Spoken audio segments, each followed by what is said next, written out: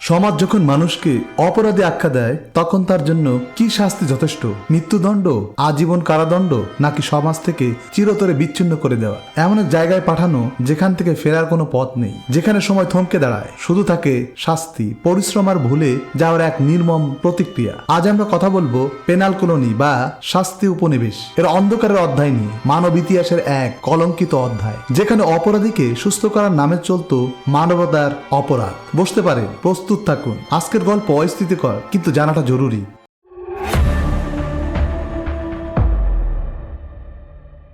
স্বাগতম সবাইকে বিশ্বের বিষয়ের আজকের পর্বে। আজ আমরা আলোচনা করছি পেনাল কলোনি নিয়ে। খুব সোজা ভাষায় বলতে গেলে পেনাল কলোনি হলো একটি দূরবর্তী দ্বীপ বা প্রত্যন্ত উপনিবেশ, যেখানে একটি রাষ্ট্র তাদের কুখ্যাত অপরাধীদের নির্বাসিত করত। শুধু শাস্তি দেওয়া নয়, বরং মূল ভূখণ্ড থেকে সম্পূর্ণভাবে বিচ্ছিন্ন করাই ছিল প্রধান লক্ষ্য। চিন্তা করুন তো, আপনাকে আপনার দেশ, সংস্কৃতি, পরিবেশ, পরিবার সবকিছু থেকে ছিনিয়ে নিয়ে পাঠানো হলো হাজার হাজার মাইল দূরের এক অচেনা বিরূপ প্রকৃতির দ্বীপে, যেখানে আপনার পরিচয় শুধু একটি সংখ্যা, যেখানে দিনের পর দিন আপনাকে কঠোর পরিশ্রম করতে হবে, প্রায় দাসের মতো। আর এই ব্যবস্থার পিছনে দর্শন ছিল নির্বাসন।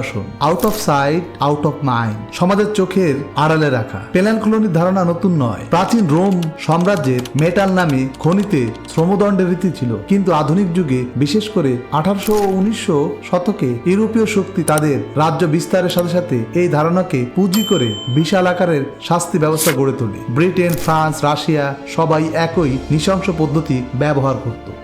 পেনাল কলোনির ইতিহাস বলতে গেলে প্রথমে আসে ব্রিটিশ সাম্রাজ্যের নাম। 17 শতকের শেষের ভাগে ব্রিটেনে অপরাধের হার বেড়ে যাওয়া, আমেরিকান উপনিবেশ হারানো, যেখানে আগে অপরাধীদের পাঠানো হতো, এবং কারাগারের স্থান সংকোচনের কারণে তারা এক অভূতপূর্ব সমাধান বের করে। আর তা হলো পৃথিবীর প্রায় অপরিচিত এক মহাদেশে অপরাধীদের পাঠানো। সেই মহাদেশটি হলো অস্ট্রেলিয়া। 1887 সালে ফার্স্ট ফ্লিট নামে 11টি জাহাজে করে প্রায় 750 জন কয়েদি নিয়ে শুরু হয়েছিল এই যাত্রা। 8 মাসেরও বেশি সময় ধরে চলে সেই ভয়াবহ সমুদ্র যাত্রা। জাহাজগুলো ছিল নোংরা, অস্বাস্থ্যকর, রোগ ব্যাধিতে ভরা। অনেকেই পৌঁছানোর আগেই মাঝ সমুদ্রে মারা যান, আর যারা পৌঁছেছিলেন তাদের জন্য অপেক্ষা করছিল এক অনিশ্চিত কঠিন জীবন। এখানে একটি গুরুত্বপূর্ণ বিষয় হলো, অস্ট্রেলিয়ায় শুধু খুনি ডাকাতরাই যেতেন না। তখনকার ব্রিটেনের কঠোর আইন অনুযায়ী এক টুকরো রুটি চুরি করলেও আপনাকে পাঠিয়ে দেওয়া হতে পারে অস্ট্রেলিয়ায়। অর্থাৎ গরিব বেঁচে থাকার তাগিদে অপরাধ করা মানুষদেরও জীবন ধ্বংস হয়ে যেত এই ব্যবস্থায়। তাদেরকে বলা হতো কনভ্যাক্ট। এই নতুন উপনিবেশ গড়ে তোলার সমস্ত কাজই করা হতো এই কনভেক্টদের দিয়ে। রাস্তা তৈরি, ভবন নির্মাণ, কৃষিকাজ, সবকিছু। এটা ছিল এক প্রকারের ইনস্টিটিউশনালাইজ দাসত্ব।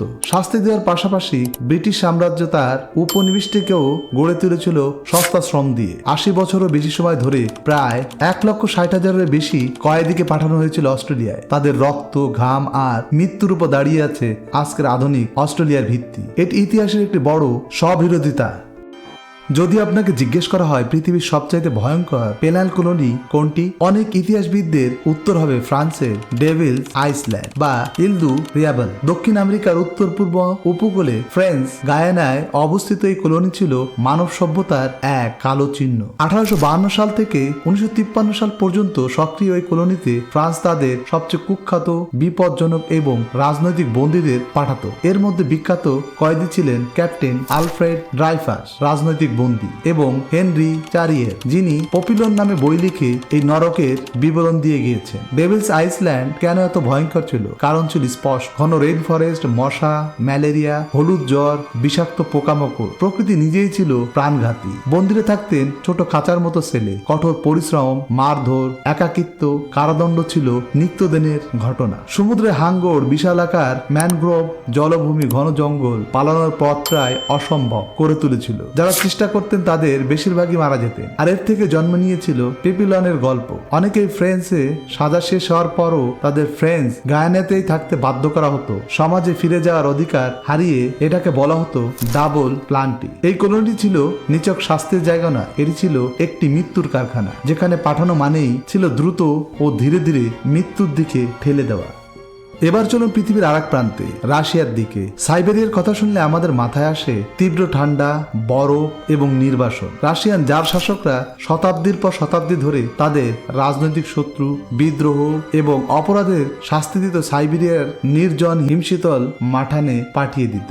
সাইবেরিয়া ছিল এক বিশাল ওপেন এয়ার পেনাল কলোনি। প্রথাগত কারাগার না হলেও এর ভৌগোলিক অবস্থান ছিল সবচেয়ে বড় কারাগার। হাজার হাজার মাইল দূরে এই নিষিদ্ধ ভূমিতে পালানো প্রায় অসম্ভব ছিল, বিশেষ করে রাজনৈতিক বন্দীরা, যেমন 1825 সালের ডিসেম্বরিজ বিদ্রোহীরা, পরবর্তীতে বলেশেভিক বিপ্লবের নেতাদের, সোভিয়েত যুগে স্টেলিনের গোলাগ শিবিরের লক্ষ লক্ষ বন্দী। সবার গন্তব্য ছিল এই সাইবেরিয়া। ট্রেনে করে মাসের পর মাস ধরে চলে সেই যাত্রা, যা ট্রান্স সাইবেরিয়ান এক্সপ্রেস নামে কুখ্যাত। পৌঁছানোর পর তাদের কাজ করতে হতো কয়লা বা সোনার খনিতে, বন অঞ্চলে বা রেল লাইন তৈরির কাজে। তীব্র ঠান্ডা, অপুষ্টি, ক্লান্তি আর নিষ্ঠুর প্রহরীদের অত্যাচারের কারণে অনেকেই মারা যেতেন। রাশিয়ান সাহিত্যে, বিশেষ করে ভাস্তাভিস্কির হাউস অব দি ডেড বা সলজানিটসেন গুলাগ আর্কিপেলাগো বইয়েই এই নির্মম বাস্তবতার জীবন্ত বিবরণ পাওয়া যায়। এখানে শাস্তির উদ্দেশ্য ছিল দ্বিগুণ, ব্যক্তিকে শাস্তি দেওয়া এবং সেই সস্তা শ্রম দিয়েই রাশিয়ার সম্পদ আরোহণ ও উন্নয়ন করা। এবার আমরা কথা বলবো আমাদের নিজেদের ভূখণ্ড ভারতবর্ষের কথা। ব্রিটিশ ভারতের সবচেয়ে ভয়ঙ্কর পেনাল কলোনি ছিল কালাপানি নামে পরিচিত আন্দামান নিকোবর দ্বীপপুঞ্জ। ভারতীয় উপমহাদেশ থেকে প্রায় 1200 কিলোমিটার দূরে বঙ্গোপসাগরের বুকে অবস্থিত এই দ্বীপপুঞ্জগুলো ছিল ব্রিটিশ শাসকদের নির্বাসনের আদর্শ স্থান। 1857 সালের মহাবিদ্রোহ বা সিপাহী বিদ্রোহের পর ব্রিটিশরা এখানে প্রথম পেনাল কলোনি স্থাপন করে। সেই বিদ্রোহীদের নেতা, নেত্রী, সিপাহী যাদের ফাঁসি দেওয়া হয়নি, তাদের অনেককেই আজীবন কারাদণ্ড নিয়েই আন্দামানে পাঠানো হয়েছিল। তাদের কাজ ছিল জঙ্গল কেটে রাস্তা করা, বন্দর ও জেল তৈরি করা। পরবর্তীতে ভারতের স্বাধীনতা আন্দোলনের অসংখ্য নেতাকর্মীও এই কালাপানিতে নির্বাসিত হয়। ব্যারিস্টার সাভাকর, বটুকেশ্বর দত্ত, উল্লাসকর দত্ত, ফজল এ হক, খৈরাবাদী সহ অসংখ্য বীরের স্মৃতি জড়িয়ে রয়েছে আন্দামানের সেলুলার জেলের প্রতিটা ইটের সাথে। এই জেলটি তৈরি করেছিলেন স্বয়ং ব্রিটিশরা, বিশেষত অত্যাচারী জেলার ডেভিড বেরির অধীনে। কালাপানির শাস্তি শুধু জেল নয়, ছিল মনস্তাত্ত্বিক যন্ত্রণা। ভারতীয় ভূখণ্ড থেকে সম্পূর্ণ বিচ্ছিন্ন ছিল এই দ্বীপটি। কাঠের কুটিতে বেঁধে রেখে শাস্তি দেওয়া হতো বন্দীদের, যাতে বন্দী নড়াচড়া করতে না পারে। অত্যন্ত বেদনাদায়ক শাস্তি দেওয়া হতো। চাবুকের আঘাত, একাকিত্ব, কারাদণ্ড, খাবারের অভাবে অপুষ্টি ছিল নিত্যদিনের ঘটনা। ঘন জঙ্গলে চরণকারী আদিবাসী গোষ্ঠীর সাথে সংঘাতের আশঙ্কা ছিল। এই কালাপানি ছিল ভারতবাসীদের জন্য এক জীবন্ত নরক। কিন্তু আশ্চর্যের বিষয়, এই নরক হয়ে উঠেছিল ভারতীয় স্বাধীনতা সংগ্রামের এক তীর্থস্থান। সেই ইতিহাস এখনো জেগে আছে পোর্ট ব্লেয়ারের সেলুলার জেল জাতীয় স্মারক হিসাবে। 19 শতাব্দীর মাঝামাঝি সময়ে পেনাল কলোনি ব্যবস্থার পতন শুরু হয়। কেন? বিশ্বজুড়ে মানবাধিকার, কারাগার সংস্কার আন্দোলন জোরালো হয়ে ওঠে। দেখা যায় এই কলোনিগুলো রক্ষণাবেক্ষণে প্রচুর ব্যয় হয়ে থাকে আর উৎপাদনশীলতা খুবই কম। দ্বিতীয় বিশ্বযুদ্ধের পর ইউরোপীয় উপনিবেশগুলোর পতন শুরু হয়। স্বাধীন রাষ্ট্রগুলো তাদের ভূখণ্ডে বিদেশি শক্তি কলোনি চায় না। পাপিলনের মতো বই, সাংবাদিকদের রিপোর্ট বিশ্বকে এই নরকের চিত্র দেখিয়েছিল। সংশোধন ও পুনর্বাসন এর ধারণা জোর পায়। দূরদেশী নির্বাসনের চেয়ে সমাজের ভিতরে এই সংশোধনের চেষ্টা শুরু হয়। ফলস্বরূপ ডেভিলস আইল্যান্ড বন্ধ হয় 1953 সালে। আন্দামান ভারতের কাছে হস্তান্তরিত হয়। সাইবেরিয়ান গুলাগ ব্যবস্থার পতন হয় সোভিয়েত ইউনিয়নের পতনের সাথে সাথে। কিন্তু পেনাল কলোনি কি আদৌ বিলুপ্ত হয়েছে? এর উত্তর জটিল। শাস্তি হিসেবে নির্বাসনের ধারণাটি হয়তো ক্লাসিক্যাল রূপে নেই, কিন্তু তার আত্মা আজও বিভিন্ন রূপে বেঁচে আছে। এর মধ্যে অন্যতম হলো আমেরিকার অ্যাডেক্স, ফ্লোরেন্স বা অন্য অন্য সুপারম্যাক্স কারাগারের বন্দীদের 23 ঘন্টা একাকী সেলে রাখা হয়, যা এক প্রকারের আধুনিক কালাপানি। যেমন অস্ট্রেলিয়ার নাইরু বা ম্যানুস দ্বীপে শরণার্থী শিবির। একটি দেশ তার অনিচ্ছুক মানুষদের শরণার্থী শিবিরে বা দূরে সরিয়ে রাখছে। একটি ভৌগোলিকভাবে বিচ্ছিন্ন স্থানে সন্দেহভাজন সন্ত্রাসীদের রাখা হয়, যেখানে সাধারণ আইনের কোনো প্রয়োগই নেই। এর মধ্যে অন্যতম হলো গুয়ান্তানামো বে, তার মানে out of sight out of mind. এর মানসিকতা এখনো বিদ্যমান। আমরা হয়তো কলোনি বানাই না, কিন্তু অস্বস্তিকর অন্যায়কারীদের সমাজ থেকে দূরে সরে রাখার প্রবণতা এখনো থেকে যায়।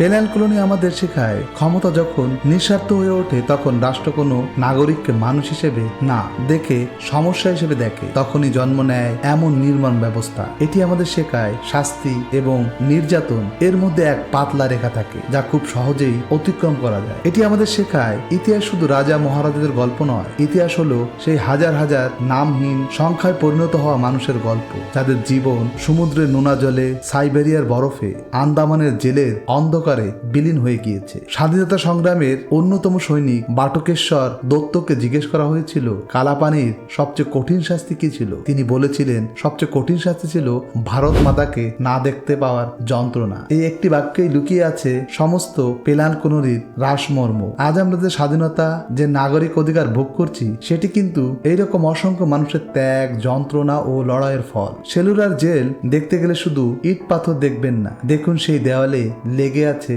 নিঃশব্দ চিৎকার, দেখুন সেই শিকলে বাঁধা ইতিহাস। পেনালকোনোরির ইতিহাস আমাদের একটি প্রশ্ন করে, আমরা কি ধরনের সমাজ গড়তে চাই? যে সমাজ ভুল করে ফেলা মানুষকে শুধরে নেওয়ার সুযোগ দেবে, নাকি তাকে চিরতরে ঝেঁটিয়ে বিদায় করবে? যে সমাজের ন্যায় বিচার শুধু শাস্তির উপর নয়, মানবিকতার উপরও দাঁড়াবে। ধন্যবাদ, আজ এই পর্যন্তই। ভিডিওটি ভালো লেগে থাকলে লাইক করে চ্যানেলটি সাবস্ক্রাইব করুন। দেখা হবে পরের কোনো ভিডিওতে। সে পর্যন্ত ভালো থাকুন, সচেতন থাকুন।